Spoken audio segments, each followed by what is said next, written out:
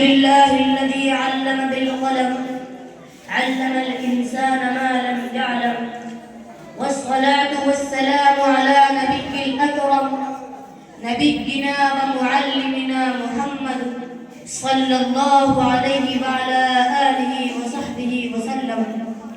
أما بعد فقد قال تعالى في القرآن المجيد فأعوذ بالله من الشيطان الرجيم بسم الله الرحمن الرحيم وإذا قيل لهم لا تفسدوا في الأرض قالوا إنما نحن مصلحون ألا إنهم هم المفسدون ولكن لا يشعرون.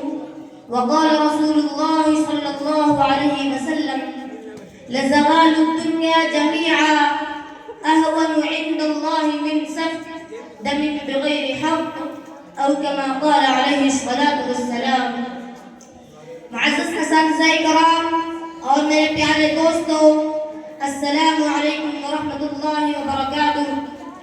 اسلام ایک پرامن مذہب ہے اور امن و سلامتی کا سچ درس دیتا ہے. اس کی سب سے بڑی مثال یہ ہے کہ نبی کریم حضرت محمد رسول اللہ صلی اللہ علیہ وآلہ وسلم کو قرآن میں رحمت للعالمین یعنی تمام جہانوں کے لیے رحمت قرار دیا گیا ہے. اور حضرت محمد صلی اللہ علیہ وآلہ وسلم نے جتنے بھی غزوات اور جنگیں لڑی وہ سب اپنی دفاع میں لڑی یا ان لوگوں کے خلاف لڑائیاں لڑی جو اسلام کے خلاف سازشیں کر رہے تھے اور جنگ کرنے کی تیاریاں کر رہے تھے اور حملہ کرنے کے منصوبہ بندی کر رہے تھے اور حملہ کے لیے پر دوڑ رہے تھے. لیکن آپ نے اسلام کو پرامن طور پر تبلیغ کے ذریعے پھیلایا اور ہمیشہ امت کو امن کا درس دیا.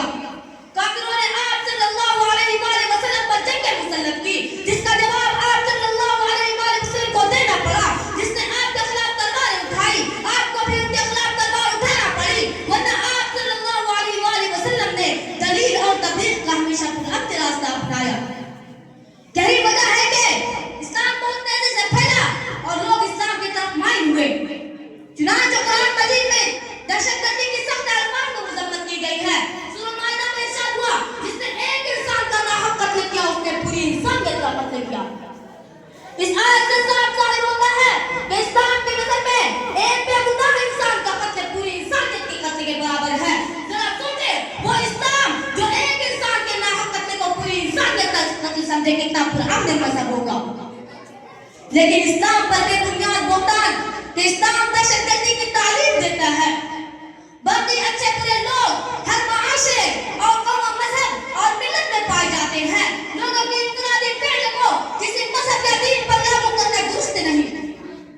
تقریباً دنیا کے تمام مذاہب اور انبیاء علیہ السلام نے انسانوں کو امن، پیار، محبت، اخوت، برداشت اور بھائی چارے کی تعلیم دی ہے.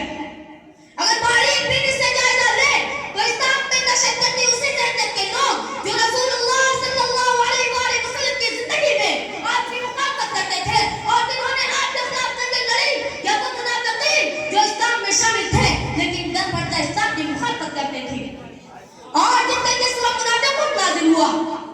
سورہ بقرہ کی آیت نمبر 11 اور 12 میں ارشاد خدا بندی ہے وَإِذَا قِيلَ لَهُمْ لَا تُفْسِدُوا فِي الْأَرْضِ قَالُوا إِنَّمَا نَحْنُ مُصْلِحُونَ أَلَا إِنَّهُمْ هُمُ الْمُفْسِدُونَ وَلَكِنْ لَا يَشْعُرُونَ.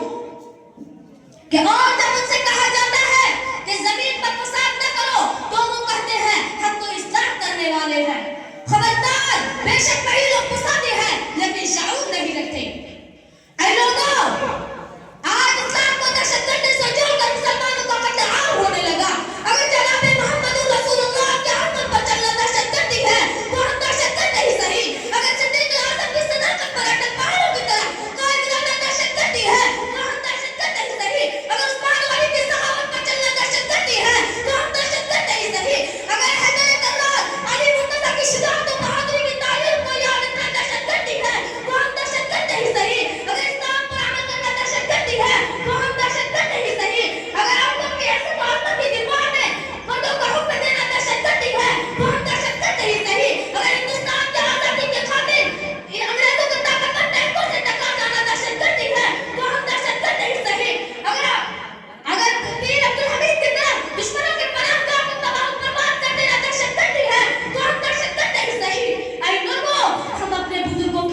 कैंपस से इनहराफ नहीं कर सकते, जिन्होंने बड़े से पहाड़ों को पिघला कर सुरमा बना दिया, वो माँ के चले हुए जत्थे जिन्होंने इस्लाम की बका के लिए बीवियों को बेवार बच्चों को यतीम कर दिया, वो आशिक रसूल जिन्होंने इस्लाम की सरबलंदी के लिए समुद्र में उतर गए।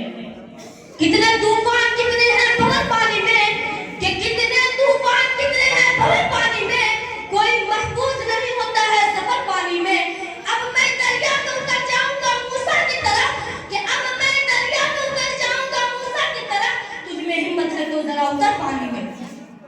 ऐ लोगों, इस्लाम कहता है दहशतगर्दी करने वाले ना सिर्फ बेगुनाह और बेकसूर लोगों के मौत का सबब बनते हैं, बल्कि वो अपनी जान से भी हाथ धो बैठते हैं। ना दहशतगर्दी करने वालों को ये शऊर होता है कि वो दहशतगर्दी करवाने वालों के हाथों में खेल रहे हैं, क्योंकि दहशतगर्दी करवाने वाले दहशतगर्दी करने वालों को एक तरह का ख्वाब दिखाते हैं। जिन्होंने उजाड़ा नहीं अपना घर, कि जिन्होंने उजाड़ा नहीं अपना घर, वो औरों की बस्ती बसाएंगे क्या? हम अहले वफा हैं वो अहले सितम, कि हम अहले वफा हैं वो अहले सितम, वो हमसे निगाहें मिलाएंगे क्या? वमा अलैना इल्ला अल बलाग। माशाअल्लाह, ये थे तफसीर इब्न मोहम्मद इस्माइल। अब इसके बाद 13वीं मुकर्रिर की हैसियत से मदू कर रहा हूँ।